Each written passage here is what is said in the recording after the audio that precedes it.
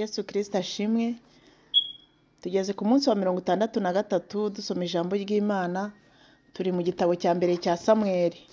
Umunsi turatangira n'ibice 17. Reka dusome mu izina rya Yesu. Titire y'igice cya 17 iravuga ngo Dawidi yica Goliyati. Bukeye Abafilisitiya bateranya ingabo zabo kurwana, baziteraniriza isoko y'i Buyuda, bagerereza kuri Efesidamimu hagati y'isoko na Azeka.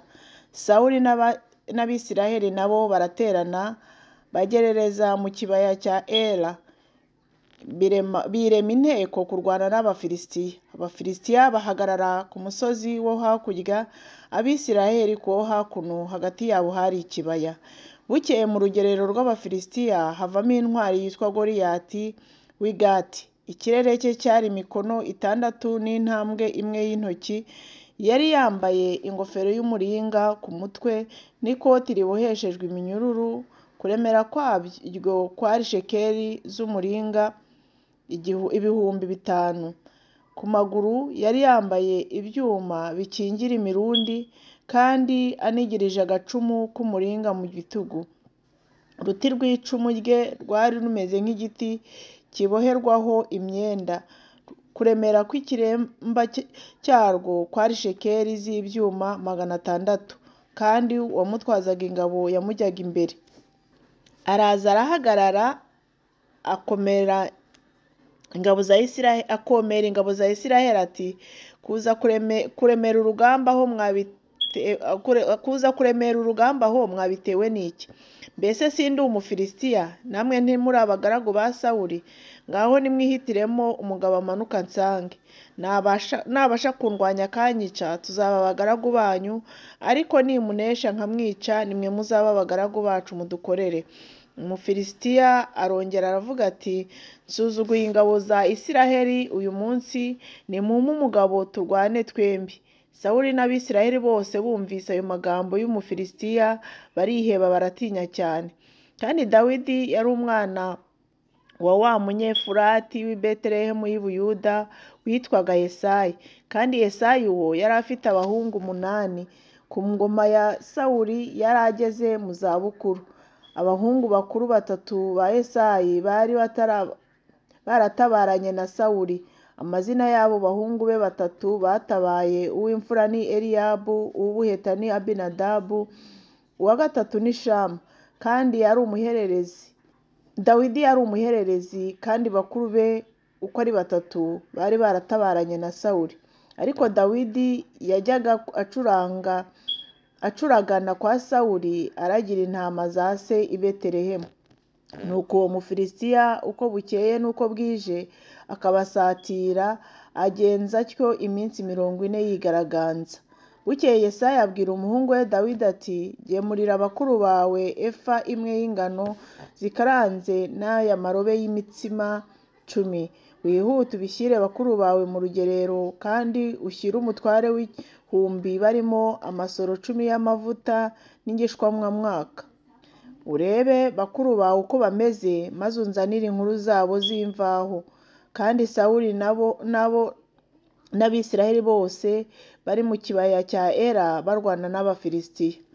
Nuko Dawidi azinduka kare mu gitondo, asigira umwungeri intama ze, yenda ibyo bintu aragenda nk'uko Yesayi yamutegetse, arasukira aho bakikije amagare, aho ingabo zahigiraga zigiye kurwana. Nuko Abisiraheli n'Abafilisitiya birema ingamba, urugamba rwerekerana n'urundi. Maze Dawidi abitsa umurinzi w'ibintu umutwaro we, aravuduka ajya mu ngabo, aramutsa bakuru be.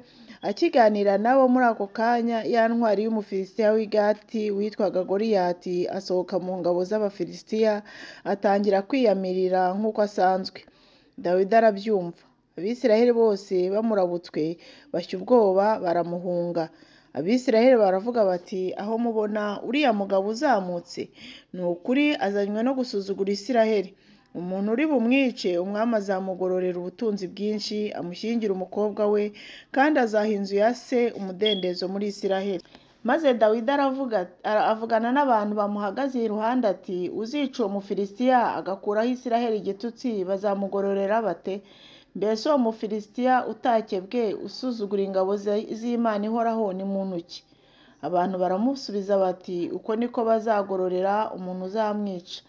Maze Eliyabu mukuru we w'imfura ya se yumvise Dawidi avugana n'abo bantu, uburakari buramuzabiranya, aramubaza ati, wazanywe n'iki? Mbese bwa butama wabusigiye nde mu butayu?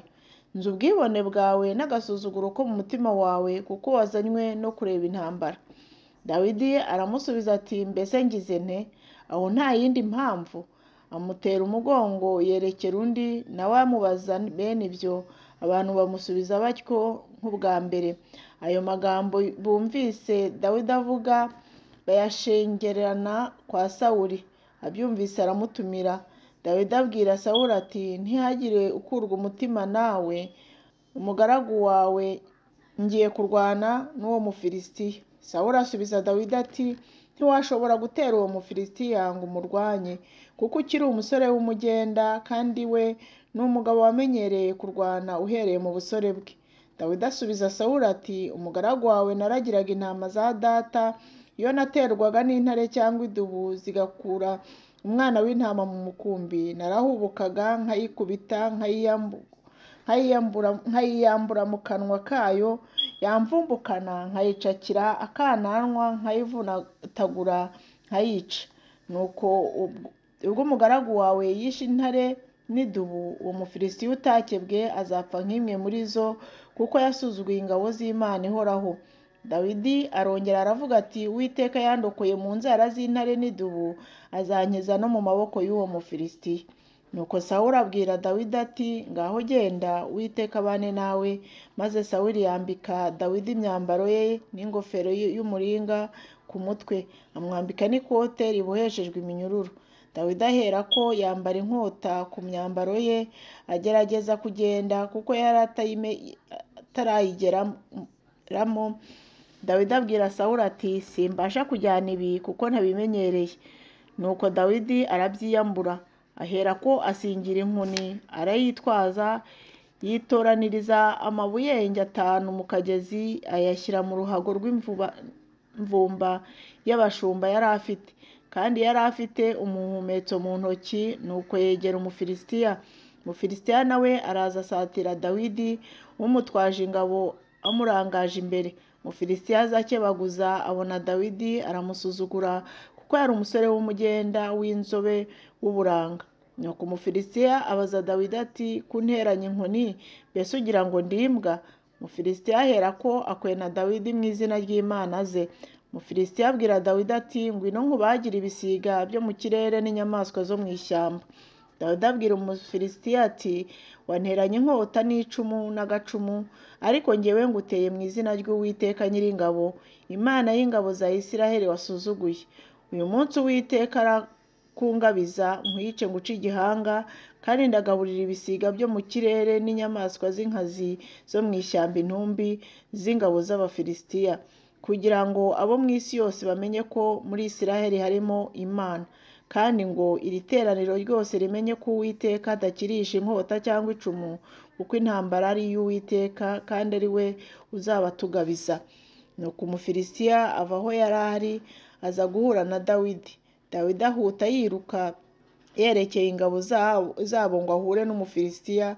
Dawidi akabakaba mu mvumba ye, akuramo ibuye ararirekera, aricokora Umufilisitiya mu ruhanga, ririgitamo, yikubita hasi yubamye. Uko niko Dawidi yahanguje Umufilisitiya ibuye ry'umuhumetso, aramunesha aramwica, kandi nta nkota Dawidi yari yitwaje.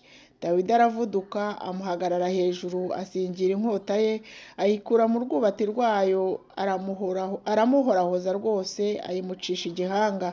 Nuko Abafilisitiya babonye intwari yabo ipfuye bariruka. Maze Abisiraheli n'Abayuda bahaguruka bitera hejuru, bagerekana Abafilisitiya babageza i Gati no ku marembo ya Ekuroni, kandi Abafilisitiya b'inkomere bagwa mu nzira ijya i Sharayimu, bagera i Gati na Ekuroni.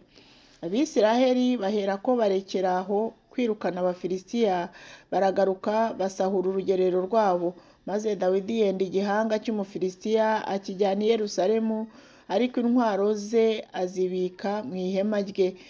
Ubwo Sawuli yarebaga Dawidi agiye kurwana n'umufilisitiya, yabajije Abuneri umugabo w'ingabo ze ati, harya uriya muhungu ni mwene nde Abuneri? Nawe aramusubiza ati, mba ntumutabaho nyagasani nkamumenya. Umwami aravuga ati, baza se w'uwo muhungu uwo ari we. Hanyuma Dawidi atabarutse amaze kwica umufilisitiya, Abuneri amuzanira Sawuli afite igihanga cy'umufilisitiya mu kuboko. Sawuli aramubaza ati, harya uri mwene nde wa muhungu we? Dawidi aramusubiza ati, ndi umwana w'umugaragu wawe Yesayi w'i Betelehemu. Igice cya 18. Urukundo rwa Dawidi na Yonatani. Nuko Dawidi amaze kuvugana na Sawuli, umutima wa Yonatani uherako uba agati gakubiranye n'uwa Dawidi, kandi Yonatani akamukunda nk'uko yikunda. Maze uwo munsi Sawuli ajyana Dawidi we, ntiyamukundira gusubira kwa se ukundi. Bukeye Yonatani na Dawidi basezerana isezerano, kuko yari amukunze nk'uko yikunze. Yonatani yishushuramo umwitero we yari yiteye awuha Dawidi, n'umwambaro we ndetse n'inkota ye, n'umuheto we n'umukandara we. Nuko Dawidi akajya ajya aho Sawuli yamutumaga hose akitonda. Sawuli amugira umutware w'ingabo ze, abantu bose barabyishimira, ndetse n'abagaragu ba Sawuli. Dawidi asingizwa na rubanda. Nuko mu itabaruka ryabo Dawidi agaruka amaze kwica abafilisitiya, abagore bava mu midugudu ya Isiraheli yose baririmba babyina, baza gusanganira umwami Sawuli bafite ishako n'inanga n'imirya itatu, banezerewe. Muri iryo singiza abagore barikiranya bati, Sawuli yishe ibihumbi, Dawidi yica inzovu. Sawuli abyumvisha ararakara cyane, ababazwa n'iryo jambo. Aravuga ati, Dawidi bamubazeho inzovu, naho njye bambazeho ibihumbi gusa. None se ashigaje iki kindi? Iki kandi keretse ubwami? Uhereye uwo munsi Sawuli akajya areba Dawidi ijisho ribi. Bukeye umwuka mubi uva ku Mana ahanga kuri Sawuli cyane, asaragurikira mu kirambi cy'inzu ye. Dawidi aherako acuranga nk'uko asanzwe akora iminsi yose, kandi Sawuli yari afite icumu mu ntoki. Sawuli aherako atera icumu yibwira ko yahamya Dawidi, rikamushita mu rusika. Dawidi yizibukira kabiri amuri imbere. Nuko Sawuli atinya Dawidi, kuko Uwiteka yari kumwe nawe, kandi akaba atandukanye na Sawuli. Nicyo cyatumye Sawuli amwivanaho, akamugira umutware w'ingabo 1000. Dawidi akajya atabarana nazo, bagatabarukana. Dawidi akajya yitonda mu byo yakoraga byose, kandi Uwiteka yari kumwe nawe. Nuko Sawuli abonye ko akiranuka rwose mu byo akora, aramutinya. Ariko Abisirayeli n'Abayuda bose bakundaga Dawidi, kuko yajyaga atabarana nabo bagatabarukana. Sawuli ashyingira Dawidi umukobwa we Mikali. Bukeye Sawuli abwira Dawidi ati, nguyu umukobwa wanjye mukuru Merabu nzamugushyingira. Ariko rero ujye umbera intwari, urwane intambara z'Uwiteka. Kuko Sawuli yibwiraga ati, ye kuzangwaho, ahubwo azagwe ku Bafilisitiya.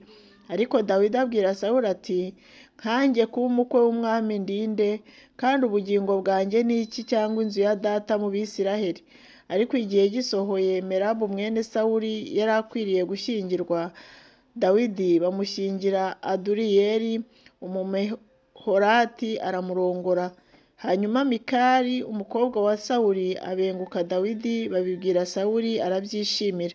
Aravuga ati, nzamumuha amubere umutego, bitume agwa ku Bafilisitiya. Nicyo cyatumye Sawuli abwira Dawidi ubwa kabiri ati, uyu munsi uraba umukwe wanjye. Ariko Sawuli abwira abagaragu bati, mujye inama na Dawidi rwihishwa, mumubwire muti, umva umwami arakwishimira, kandi abagaragu be bose baragukunda, none uba umukwe w'umwami. Nuko abagaragu ba Sawuli bongorera Dawidi ayo magambo. Dawidi aravuga ati, mugira ngo biroroshye kuba umukwe w'umwami, kandi ndi umwana w'umukene w'insuzugurwa? Hanyuma abagaragu ba Sawuli bamubwira uko Dawidi yavuze. Sawuli aravuga ati, muzabwire Dawidi muti, umwami ntashaka inkwano keretse ibinyita 100 bikebwe ku Bafilisitiya, ngo ahore inzigo abanzi be. Ariko Sawuli yibwiraga ko bizatuma yicwa n'Abafilisitiya. Nuko abagaragu be bamaze kubwira Dawidi ayo magambo, Dawidi yishimira cyane kuba umukwe w'umwami. Igihe kitaragera, Dawidi arahaguruka ajyana ingabo ze, yica mu Bafilisitiya abantu 200. Nuko Dawidi atabarukana bya binyita, babishyira umwami umubare wabyo wose, kugira ngo abe umukwe w'umwami. Sawuli aherako amushyingira umukobwa we Mikali. Sawuli abibonye amenya ko Uwiteka ari kumwe na Dawidi, kandi Mikali umukobwa wa Sawuli yakundaga Dawidi. Nuko Sawuli arushaho gutinya Dawidi, ahinduka umwanzi w'iteka ryose. Bukeye abatware b'Abafilisitiya baratabara, kandi iyo batabaraga Dawidi yaritondaga akarusha abagaragu ba Sawuli bose, bituma izina rye riba ikirangirire. Igice cya 19, titire yaho iravuga ngo Yonatani ahakirwa Dawidi kuri Sawuli. Bukeye Sawuli abwira umuhungu we Yonatani n'abagaragu be bose ngo bice Dawidi, ariko Yonatani mwene Sawuli yakundaga Dawidi cyane. Nuko Yonatani aburira Dawidi ati, data Sawuli arenda kukwica, none ndakwinginze ejo mu gitondo uzirinde wihishe ahiherereye. Nanjye nzasohoka mpagararane na data ku gasozi aho uzaba uri, mvugane nawe ibyawe, ningira icyo numva nzabikubwira. Bukeye Yonatani avugana na se Sawuli amushimagiriza Dawidi, aravuga ati, nyagasani ntuzagirire nabi uwo mugaragu wawe Dawidi, kuko nta nabi yakugiriye, ahubwo imirimo ye yakubereye myiza cyane. Yahaze amagara ye, yica wa Mufilisitiya. Uwiteka atanga agakiza gakomeye mu Bisiraheli bose, ubibonye arabyishimira. None n'iki gituma ushaka gucumura ukavusha amaraso utacumuye, ugahora Dawidi ubusa? Sawuli yumvira Yonatani, ararahira ati, ndahiye Uwiteka uhoraho ntazicwa. Yonatani aherako ahamagara Dawidi, amutekerereza ayo magambo yose. Nuko Yonatani azana Dawidi kwa Sawuli, aguma imbere ye nk'uko yari asanzwe. Sawuli yongera guhiga Dawidi. Bukeye hongera kubaho intambara, Dawidi aratabara arwana n'Abafilisitiya, yica benshi cyane, baramuhunga. Bukeye Sawuli yari yicaye mu nzu ye afite icumu mu ntoki, Dawidi amucurangira imbere. Maze umwuka mubi uvuye ku Uwiteka ahanga kuri Sawuli. Sawuli agerageza gutera Dawidi icumu ngo imushite ku nzu.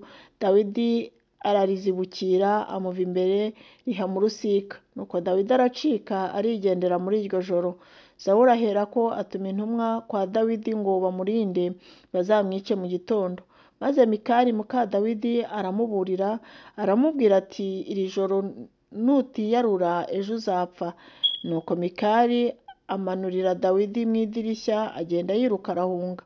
Mikali aherako yenda igishushanyo cya terafimu yabo, akirambika ku buriri, yenda uruhu rw'ubwoya bw'ihene, arushyira ku musego, acyorosaho imyenda. Sawuli atuma intumwa gufata Dawidi. Mikali arazibwira ati, ararwaye. Hanyuma Sawuli yongera gutuma intumwa kureba Dawidi, arazibwira ati, nimumuterure ku buriri mumunzanire mwice. Nuko intumwa zinjiyemo zisanga cya gishushanyo cya terafimu ku buriri, ku mutwe wacyo hari uruhu rw'ubwoya bw'ihene. Sawuli abyumvise atonganya Mikali ati, niki cyatumye umbeshya utyo ukarekura umwanzi wanjye none akaba acitse? Mikali asubiza Sawuli ati, yambwiye ati, reka ngende, nakwica nguhoye iki? Sawuli akurikira Dawidi. Dawidi arahunga aracika, asanga Samweli i Rama, amutekerereza ibyo Sawuli yamukoreye byose. Bukeye arahagurukana na Samweli batura i Nayoti. Hanyuma babwira Sawuli bati, Dawidi ari i Nayoti i Rama. Sawuli atuma intumwa gufata Dawidi. Zihageze zisanga umutwe w'abahanuzi bahanura, Samweli ahagaze aho nk'umutware wabo. Maze umwuka w'Imana aza ku ntumwa za Sawuli, nazo zirahanura. Babibwiye Sawuli, atuma izindi ntumwa, nazo zirahanura. Arongera atuma izindi ubwa gatatu, nazo zirahanura. Bukeye arihagurukira agira mu bwe, arasukira ku iriba rinini ry'iseku, arabaza ati, Samweli na Dawidi barihe? Umuntu umwe aramusubiza ati, bari i Nayoti y'i Rama.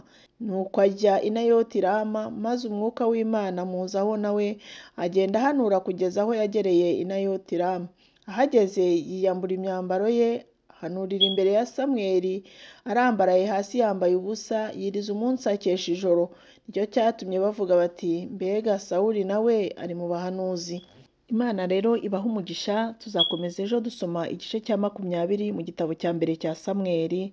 Imana yo mu ijuru ikomeze ibagirire neza kandi Imana ibiteho mu izina rya Yesu.